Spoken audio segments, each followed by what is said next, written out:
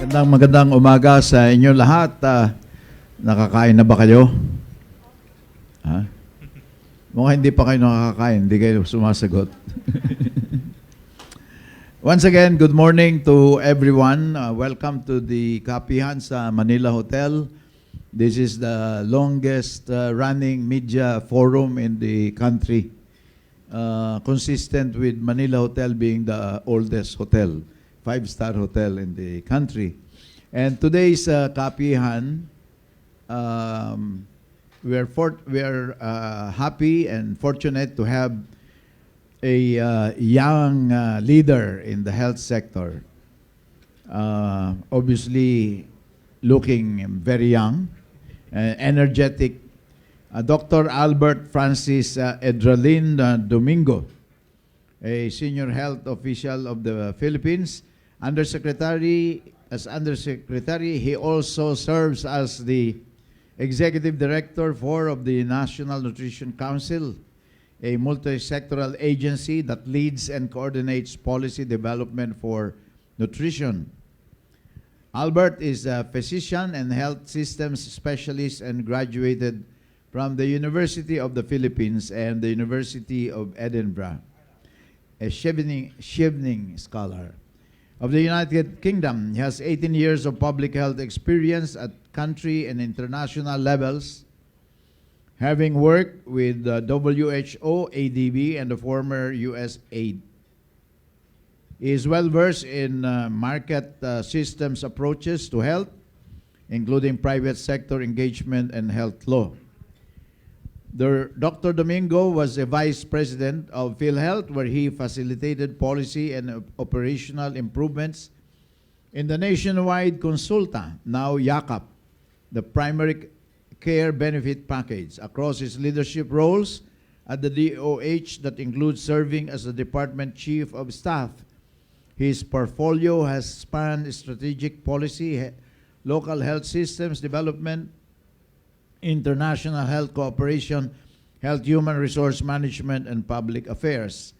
Consistent with his passion and advocacy for health, Albert is also a licensed group fitness instructor for indoor cycling. Kaya naman very fit si Dr. Albert.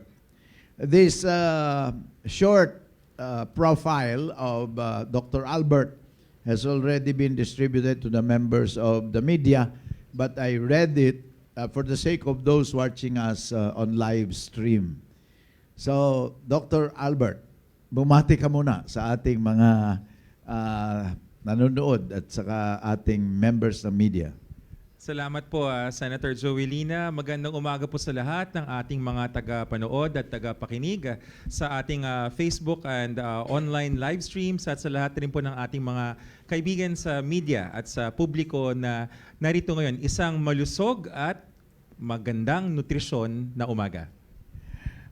Talaga na ng boses parang spokesman, talaga namang spokesperson si Dr. Albert Domingo ng Department of Health for the longest time. All right. So, apektado tayong lahat, mga kapatid, mga kababayan, mga kapuso. Sinama ko na yung tatlo, no? Kapanalig rin po, attorney. Andiyan ang Radyo Veritas. Oo, kapanalig. Kapatid, kapuso, kasama, kabisig. Ano? Tayong lahat ng mga Pilipino, apektado dito sa malnutrition problem sa ating bansa. It's a silent killer. Malnutrition is a silent killer, especially among children below 5 years of age. Unfortunately, hindi pa gaanong nabibigyan ng pansin, kulang pa ang prioritization ng isyong ito. Malalaman natin kay Dr. Albert. Excited lang ako, Dr. Albert, kasi passion ko itong tinatawag na first 1,000 days of life, advocacy, at ikaw na magpaliwanag. Ano ba ang kahalagahan sa bayan, una, sa bawat pamilya, ng tamang nutrisyon at tamang alaga, sabihin na natin. sa mga sanggol natin, especially during the first 5 years of their lives? Salamat po, Senator. Simulan po natin sa paliwanag. Susubukan ko hong paikliin ng hindi nawawala ang mga detalyeng mahahalaga kung ano ba itong pinag-uusapan natin na nutrisyon. Ang pinaka-motto or tagline po ng National Nutrition Council ay nutrisyong sapat para sa lahat. Simulan natin dun sa nutrisyong sapat. Kapag hindi po natin nakuha yung nutrisyong sapat, yan yung tinatawag na malnutrition. Ang salitang malnutrition, pag ating binilangkas ay mal, ibig sabihin mali, di ba? Mala, may mali tayo. Tas nutrition. At ang nutrition, para sa mabilis pong paliwanag, yan po ang kakayahan ng ating katawan na makuha yung mga tamang sangkap. Sabi nga po ng the late Senator and Health Secretary Juan Flavier, yung sangkap Pinoy, para madali siyang mapaliwanag. Ano itong mga sangkap na to? Yan po yung mga carbohydrates, proteins, fats, yan po yung mga macronutrients. Tapos meron din po tayong mga micronutrients, yung vitamin A, iron, folate at iba-iba pa. Sa bawat yugto ng buhay ng ating mamamayang Pilipino mula sa pagkapanganak, sabi nga ho nila, Senator, even before, bago ka man mapanganak, nabuo ka pa lang sa sinapupunan, mahalaga na po yung nutrisyon. So simulan natin bago pa mapanganak hanggang ipanganak to the first 1,000 days. Yan po ang sinasabi ni Senator Joey. Yung pag sinabi natin first 1,000, medyo mahina po ako sa math. Sabi nilang sa kodigo, 2 years. From 0 years to 2 years old, first 1,000 days. And then, susunod po dyan, yung ating toddler years, so from 2 years old to around 5 or 6, and then school age. Hanggang patanda na ho tayo ng patanda, at makakarating tayo sa working age, and then seniors. Pagka mali ang nutrisyon, kahit na matanda na isang tao, or bata, pagka mali ang nutrisyon, hindi sapat ang kinakain, at yung kinakain ay kulang sa mga sangkap na kailangan, ano ang consequence nito, Dr. Albert? Ayan, kapag tayo po ay mali ang nutrisyon or malnutrisyon, simulan natin sa kulang. Pag bata po tayo dun sa first 1,000 days at sinabing kulang ang ating nutrisyon, saan kaya kukuha yung ating katawan? At pag sinabing katawan, yung kalamnan natin at ang ating utak, saan siya kukuha ng sangkap para maitayo natin? O ibahin natin po ang paghahalin tulad. Kung tayo ay gumagawa ng gusali, tayo ay nagko-construction, saan tayo kukuha ng konkreto? Saan tayo kukuha ng kahoy kung pangit yung dumadating na materyales? Ang lalabas po na istruktura na bahay o na hotel ay hindi kasing ganda ng Manila Hotel, ngunit baka madaling matumba kapag nagkalindol. Ganon rin po ang katawan ng tao. Kapag mali po yung nutrisyon at kulang ito, lalo na pag kulang, nagiging bansot po. Yung bansot, yan yung naririnig natin na term na stunting. Ibig sabihin, meron po tayong naitakda na average, no, na sinasabi na bawat taong gulang, dapat ganito ka nakataas. Pag hindi po natin narating yon, ay sasabihin nga, bansot. Meron naman hong tinatawag na wasting sa Ingles. Sa Tagalog, yung pagkapayat or pagkapayatot. Ibig sabihin, para sa isang edad, dapat sana ganito na yung timbang natin, ay tinimbang ka, ngunit kulang. So wasting ay maling timbang sa kanyang edad. Yes. At yung stunting ay yung kanyang height, Yes. o pagiging yung kanyang Tangkad. tangkad ay mababa sa kanyang edad. Opo, Yun yan ang po. mga bansot, mga ano pa yung Tagalog yun? Pandak. Pandak, yes. Oo, Bansot. duwende. Duwende. Oh, nagiging duwende. ano masama kung bansot ang isang tao? Yan. Kung titignan po natin, Senator, dun sa usapin ng tangkad, para sa madaling maintindihan ng ating mga paano tayo gagawa ng basketball team kung lahat tayo hindi ganun katangkad, medyo kulang tayo. Pero ang mas nakakatakot po, maliban dun sa tangkad, ipapasok ko na rin po sa usapan natin, Senator, yung tinatawag na brain stunting. Ano ngayon itong brain stunting? Hindi ito sukatan kung gaano katangkad yung utak. Ito ay sukatan kung gaano kataas ang ating intelligence quotient or yung IQ na sinasabi. Gaano katalino ang bata. Pag kulang tayo sa nutrisyon, nutrisyon, hindi rin nabubuo ng wasto yung mga tinatawag nating neurons. Ano yung mga neurons? Yun po yung mga pinakamaliliit na bahagi ng ating utak kung saan pumapasok yung ating memory, kung saan pumapasok yung ating karunungan. Pagka hindi tamang nutrisyon, may problema tayo sa neurons natin. Yun naman kanyang kalahatang kalusugan.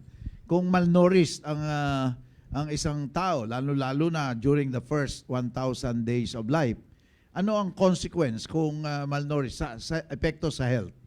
Epekto ho sa health, maliban dun sa pagtangkad o kaya dun sa kakulangan sa brain na development, immune system. Naturang nasa panahon na rin ho tayo ng tag-ulan at napag-uusapan lagi yung mga sasabihin ng DOH, yung mga wild diseases, di ba? Marami ho sa mga sakit na infectious, yung mga nakakahawa.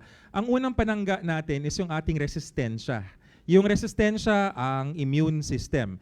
Ang immune system, gumagamit rin po yan ng mga sabihin nating antibodies, yung mga mababasa niyo po yan, no, na lahat yan ay binubuo ng protina, ng pati yung taba, sa Tagalog taba, but I can say the technical, yung lipids, LIPID, lipids. Kasama yon dun sa mga bumubuo sa lumalaban sa mga virus, lumalaban sa mga mikrobyo na ayaw natin kapag ganitong panahon ng tag-ulan. So, pag kulang tayo sa nutrisyon, hindi nang tumatama, hindi umaandar na maayos yung ating immune system. So, in summary, Dr. Albert, ang tatlong masamang epekto ng malnutrition sa tao, lalo na sa first 1,000 days of life. Number one, ay masasaktin sila. Tama po. Okay. At low IQ sila. Tama rin po yan. Okay. At magiging pandak sila. Yes po. Ano ang kabaligtaran? Kung tama ang nutrisyon, Dr. Albert, tama ba yung aming kinoin na acronym?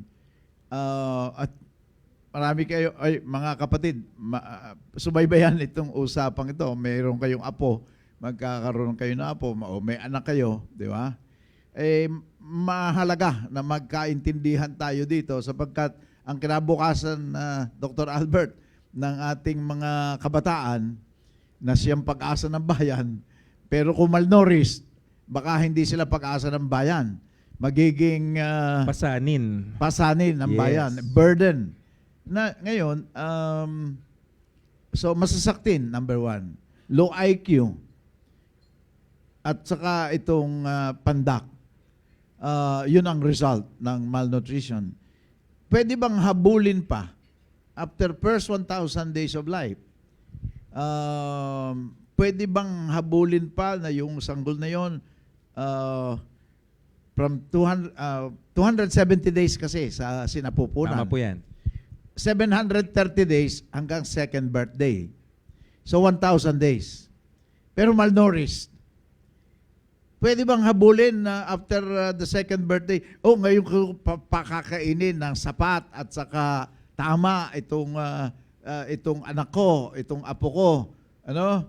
Pwede ba yung kaisipan, tama ba yung kaisipan na yon na hahabulin na natin after second birthday, saka natin pakainin ng tama itong ating anak o apo?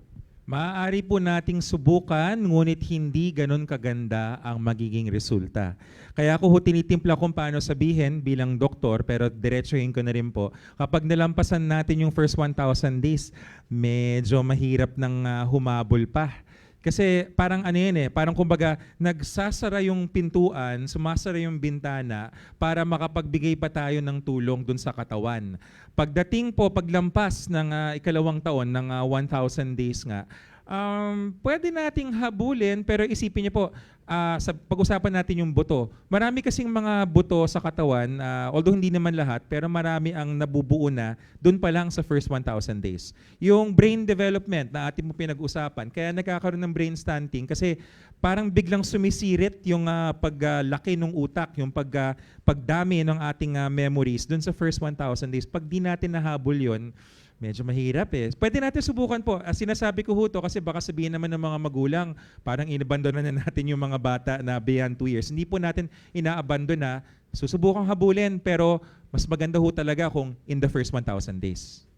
May mga survey, at ito'y alam na ng members ng ating media na masinop sa paghahanap ng mga informasyon.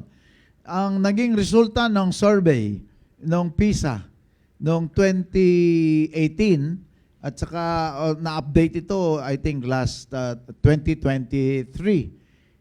Noong 2018 sa 81 countries sa buong mundo na sinurvey, kasama ang Pilipinas doon sa survey. Ang naging resulta sa reading comprehension doon sa survey na yon, out of 81 countries, number 81.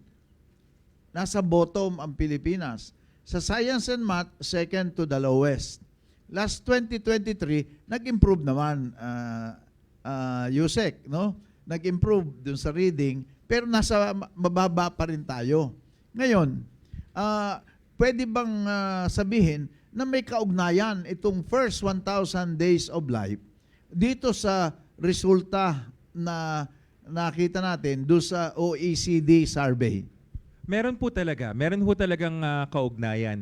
In fact, katabi ko nga ho si Asik Roger, binabati ko, no? DepEd, Department of Education, si Asik Roger, nung isang araw kamakailan sa Senado, nagkwentuhan kami at ganyan na ganyan yung usapan. Sabi ni Asik Roger, Yusek Albert, patulong naman sa first 1,000 days para pag natanggap na nila yung estudyante, ay mas madaling maturuan, mas madaling tumaas yung mga scores sa ating pagbabasa, reading comprehension, tsaka dun sa science and technology, STEM, mga science, technology, engineering, and math.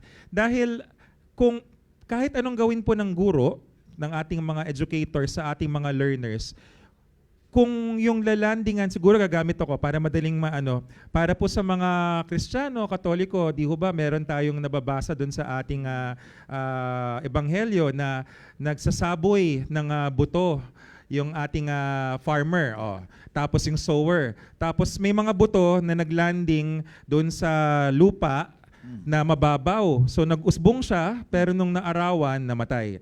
May mga nagsaboy ng buto, naglanding sa batuhan, hindi makausbong yung halaman. At yun lamang mga buto na nung sinaboy ay napunta sa lupa na mataba at may nutrients, ay yun yung naging puno. Yung DepEd, parang sila po yung nagsasaboy nung karunungan. Ito ang lessons natin, ito ang ating math, ito ang ating ganyan. Kaso kung yung bata na nasabuyan nung teacher, ay hindi pala nakahanda yung utak dahil yung kanyang first 1,000 days ay naging mabato yung utak o kaya naging mababaw. Kahit anong saboy po nung buto ng karunungan, hindi siya uusbong at hindi siya tutubo. Pwede bang gayahin yung analogy na binigay mo? Gagamitin ko sa mga lecture ko rin ginagawa as the president of the Children's First 1,000 Days of Life. Meron pang isa, World Bank report, Learning Poverty, na 9 out of 10 children in the Philippines, 10 years of age ito. Sabi ng World Bank report ay ganun nga, 9 out of 10 hindi marunong magbasa o makaintindi ng simple text. Ulitin ko, 9 out of 10 children, in fact 9.1 of 10 children ay hindi marunong magbasa o makaintindi ng simple text. May ugnay ba na rin natin ito sa first 1,000 days of life? Bakit ganong karaming kabataan natin, 10 years of age, ay hindi marunong magbasa? 9 out of 10, hindi marunong magbasa o makaintindi ng simple text. Opo, medyo nakaka-alarma po yun, no? Yung 9 out of 10, 90%. Yun sana yung score dun sa test, kaso baliktad, yun yung bilang 9 out of 10. May kaugnayan pa rin po, Senator, kasi dun sa nabanggit ni Senator Joey na tila, nabasa ko rin po yan pag sinabing kulang sa reading comprehension, maaaring nakakita niya yung mga letra or baka nga nababasa pa niya yung mga salita, pero merong tawag nila sa higher order processing. Ibang bahagi po na nakikilala nyo, nakikita nyo yung pangalan na Albert, na Joey, ganyan, or yung mga salita. Pero kapag hindi nyo siya makonect, ano ba ibig sabihin ng salita na yan, saan ba ginagamit yan, at hindi kayo makahugot dun sa inyong karunungan, doon nagkakaproblema at malamang sa malamang natitrace back yun doon sa early childhood development, which is the first 1,000 days. We cannot overemphasize, attorney, no, yung sinasabi natin na para bang kung tayo ay magmamadali, tayo ay magbubuhos ng pansin, mas maganda hong ibuhos dun sa first 1,000 days. In fact, batas po yan, Republic Act 11148, kalusugan ng Magnanay Act, na yun talaga yung first 1,000 days law natin. Ngayon, ang ganda ng usapan natin, Yusek Albert, no ha? Kapag malnourished in the first 1,000 days of life, pagtanda, nag-survive, nabuhay. Ang sabi mo, mahina na dito sa utak, low learning ability. Kaya bagsak-bagsak tayo sa mga survey at saka yung sa pagbabasa talagang 9 out of 10. Ngayon, at pandak pa. No? Pandak, masasaktin. Kung ang lahi natin ganito, at mamaya tatanungin kita, ilan ang porsyento ng mga Pilipino na ipinapanganak na ganito ang problema? And the general question first is, anong epekto ng malnutrition sa productivity level ng isang Pilipino? Ano ibig sabihin productivity? Yung kanyang kabuuang kakayahan na mapaunlad ng sarili at makatulong sa bayan. Actually, Senator, maganda na banggit niyan. Di ho ba kamakailan lang, makailang linggo lang yung nakaraan, ang headline natin, at maganda namang headline yon, abay upper middle income country na tayo, di ba? Medyo umaasenso ng Pilipinas. Pero isipin na lang po natin, alam niyo po, yung may numero yun, nakalimutan ko yung ilang dollars per capita, mas mataas pa sana yung score natin as an upper middle income country. To answer your question, kung yung ating workforce ay mas matalino, mas matangkad, at mas malakas, or sabi nga nila, unahon ko na si attorney kasi ang ganda pero galing sa kanya to, brighter, taller, and stronger. Dahil ang isang labor workforce na mas matalino, brighter, mas madaling ma-hire sa mga white-collar jobs. At typically po sa trabaho, pag sinabing white-collar, ito po yung mga mas mataas ang sweldo. Hindi ho ba pangarap nating lahat? Typical ho to sa Filipino family. Pagka nagkaroon ng doktor, ng engineer, ng nurse, ng abogado, yun yung mga white-collar na trabaho. Guro, abay palakpakan na magpapahanda, magpapapiesta. So, yun yung brighter. Taller, kung mas matangkad ang mga workers natin, sipin niyo po kung sa larangan ng construction or sa larangan naman ng blue collar, ng manual labor, taller and stronger, mas gugustuhin yon ng ating mga employer and they can command better wages. At pag stronger ang worker, kasama na yung pangangatawan, hindi lang yung stronger na muscles pero yung immune system, hindi sakitin, ay gusto po yan ng mga employers dahil ang mga sick leave na dapat di ginagamit sa vacation, ang mga sick leave ay babawas, di ba? Medyo may hugot ako ng konti doon kasi nababalitaan ko yung sick leave ginagamit . Di, pwede na lang tayong gumamit ng mga wellness leave para sa ganyan. So masasabi natin na Yusek na kapag ang ating mga kapwa Pilipino mula sa pagbubuntis, kanilang kabuntisan lang hanggang sa second birthday, masasabi natin na mag-i-improve ang lahing Pilipino at pwede tayong makipagtagisan ng talino, lakas at even sa pagiging matangkad kumpara sa ibang lahi. Yes, Senator. Actually, pag kinumpara natin, and anecdotally, pero I'm sure maraming mahahanap niyo po yung data sources. Pag pumunta ho tayo dun sa mga kapitbahay nating bansa, wag na tayo lumayo dun sa ASEAN. Ngayon, 11 countries na tayo. So yung sa 10 bansa pa na kapitbahay natin, yung mga mas napupuntahan, kilala natin, Vietnam, yan, yung Thailand, Malaysia, and so on and so forth. Mapapansin po natin na pag nagbukas kayo ng history books, once upon a time, magkakasing tangkad ang mga Pilipino, ang mga Vietnamese, etc. Pero somewhere along the way, biglang yung average height ng ating mga kapitbahay medyo mas tumaas na. Ang biruan nga dyan is, tingin mo yung mga basketball team ng mga ibang bansa pagka may national leagues, no? Parang, bakit ganun? Kasi nga, siguro, tinutukan nila yung nutrition. Madagdag ko lang, Senator, dahil wag natin kakalimutan, sa usapin ng malnutrition, hindi lamang yung kakulangan ang problema. Pupunta rin tayo dun sa kasobrahan. Kasi nakikita rin natin, another burden, sabi nga nila, there is a triple burden or double burden. Kung kulang ay stunting ang magiging resulta. Kung sobra naman, dyan papasok yung, pasintabi na ho this is not body shaming, but it's just a matter of fact, yung lumaki ang katawan, yung obese na sinasabi, yung overweight, na nagiging problema rin po sa labor dahil kapag ang isang worker ay overweight, obese dahil sobra-sobra or maling uri ng nutrients yung nakakain niya, mas sakitin yan sa high blood, na atake ng puso na mas maaga, nagkakaroon ng stroke, o kaya nagkakaroon ng disability na ayaw rin in general ng ating mga employers. So kung labanan ng lahi, ay mahuli tayo. Kung maraming sanggol tayo in the first 1,000 days of life, ay malnourished.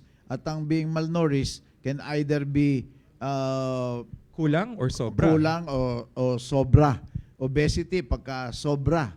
Pagka undernourished, ay ang epekto ay wasting and stunting. Ngayon, Yusek, ilang porsyento ng ating mga sanggol na pinapanganak taon-taon ang may problema nito?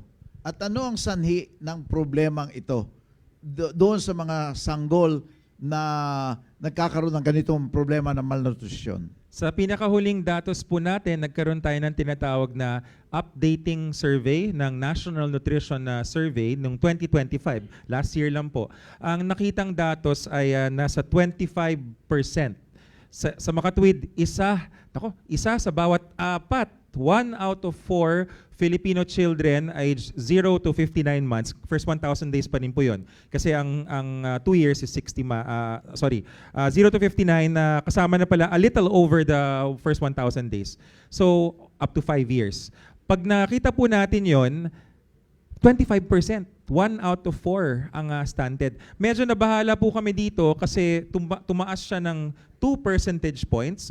Paliwanag ko lang po para sa ating mga nakikinig at nanonood. Kahit mga statistics po yan, yung 2 na yon, 2%, kapag kinompute nyo ho yun sa dami ng population natin, hindi basta-basta yung 2%. So, doon kami kinakabahan na hindi naman huli, sana habulin natin para by the next time magkaroon ng survey, which is in 2028, ay mabababa uli yung stunting.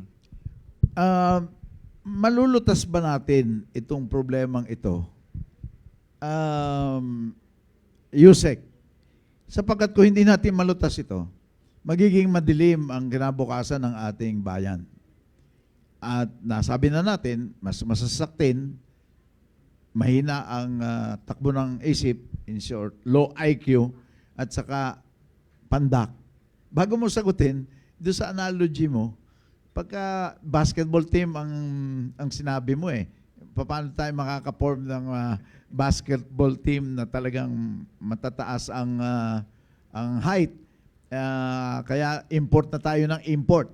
Mga PhilAm, ini-import natin. Yung iba, nina-naturalize natin.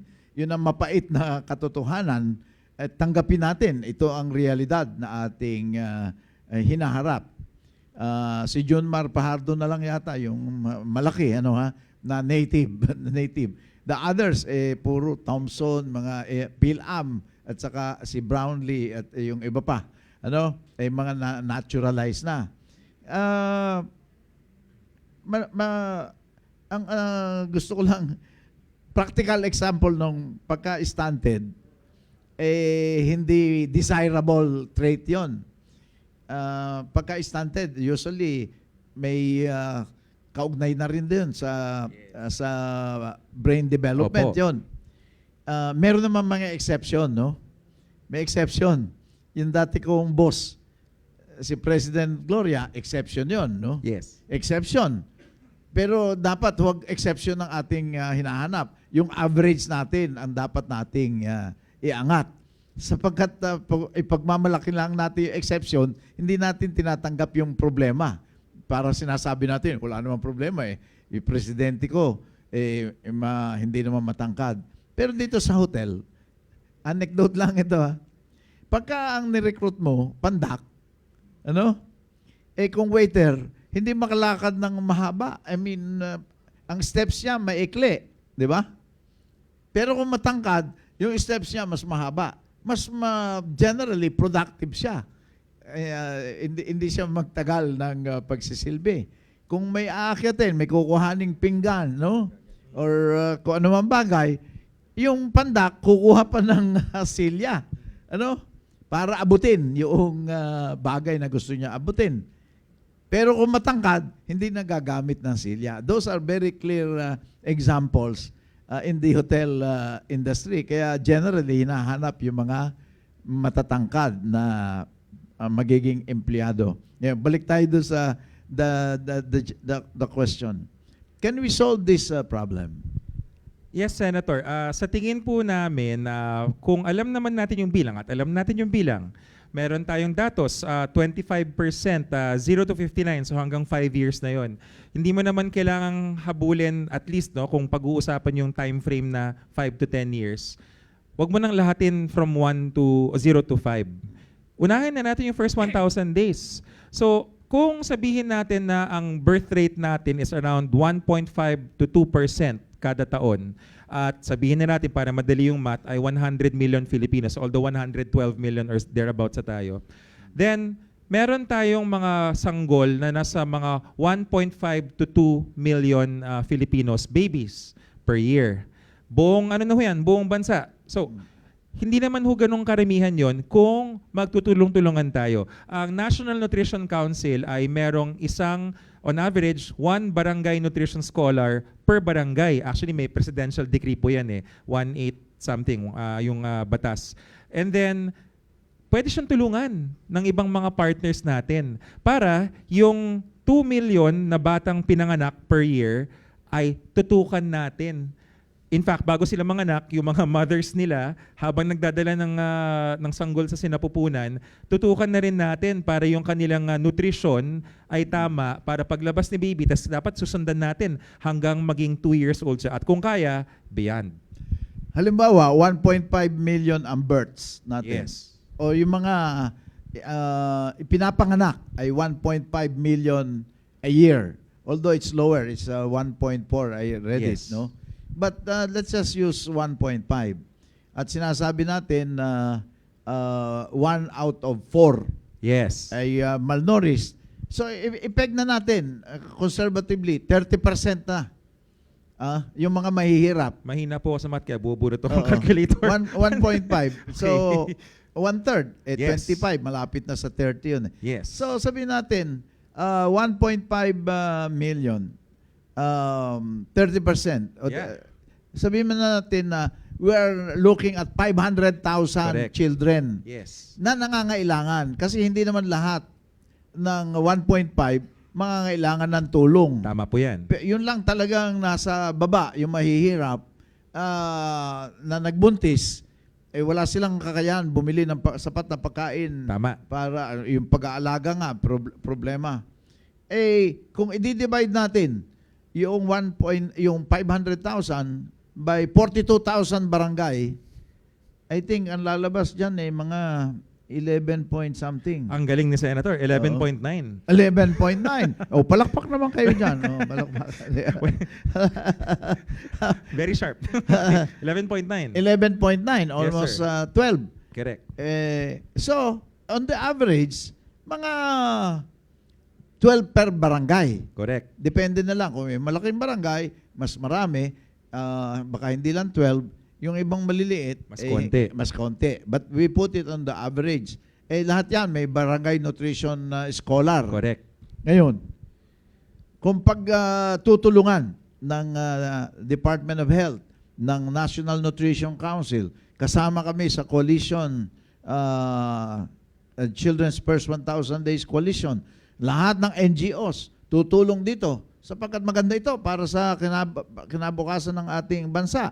We will have bright, tall, and strong Filipinos. Yes. Kaya ba natin ito in 1 decade kung talagang tulong-tulong, magtutulungan tayong lahat?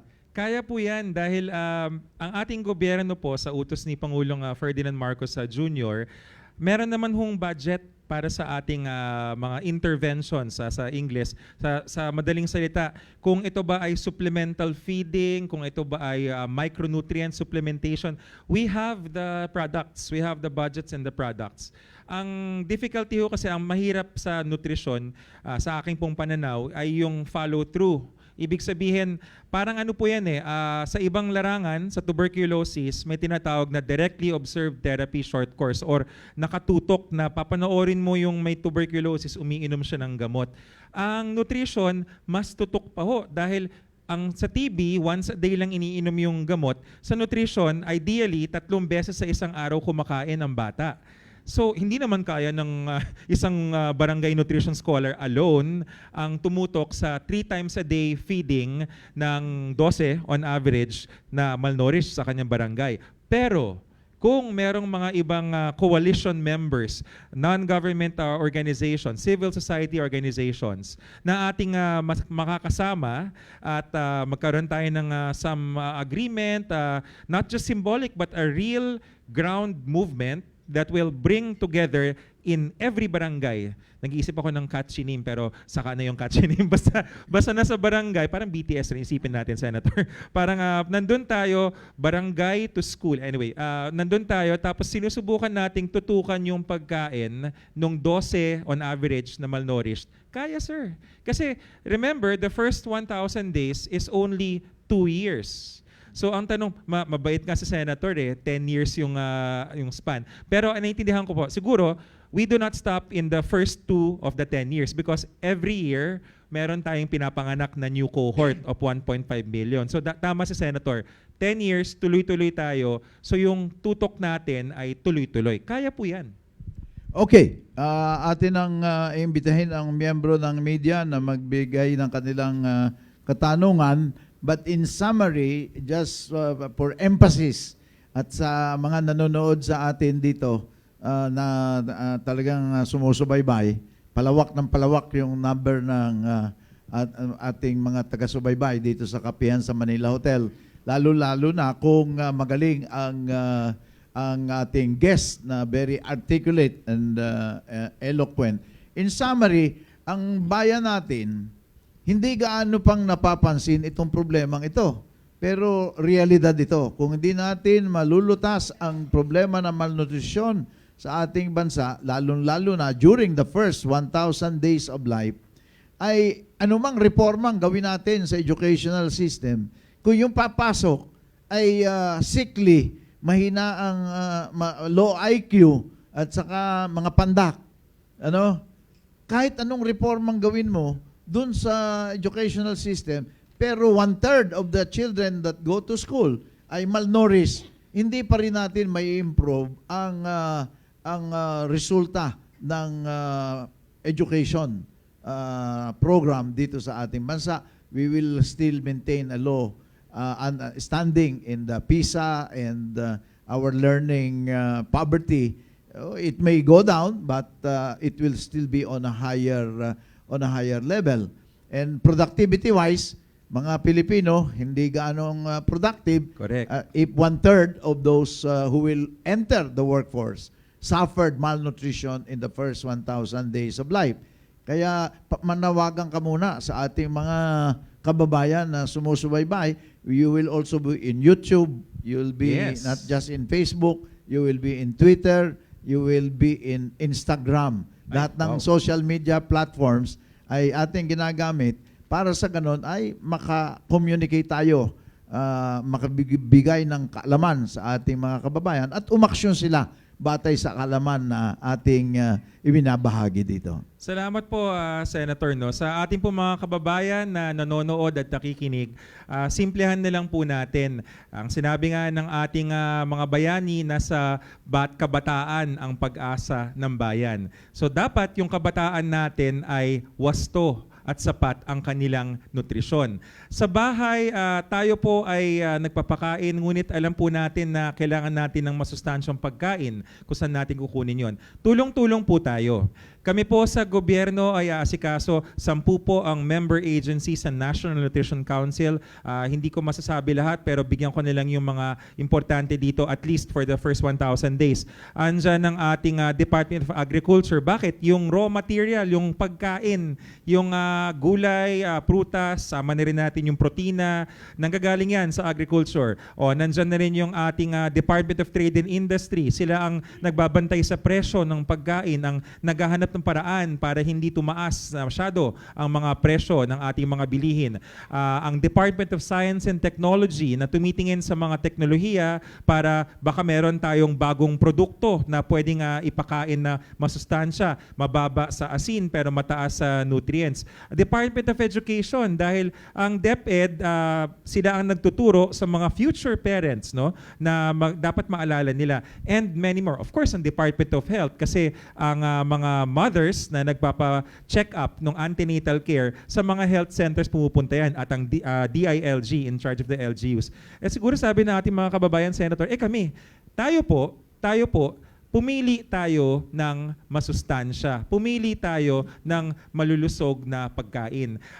Wala akong malaking plato, pero kung isipin nilang natin na meron tayong plato, yung tinatawag na pinggang Pinoy, ang kalahati po ng ating plato ay dapat prutas at gulay. Ang 1/3 lamang ng ating plato ang para sa mga protina, sa mga taba at iba pa. Tapos yung kanin natin, hindi lalampas dun sa natitira na portion. So, kalahati, prutas at gulay. 1/3 lamang yung ating mga karne at taba. Yung matitira, yun na lamang po yung rice. At walang dayaan. Ang fruit salad ay hindi counted as fruits and vegetables kasi may halong may halong sweeteners, etc.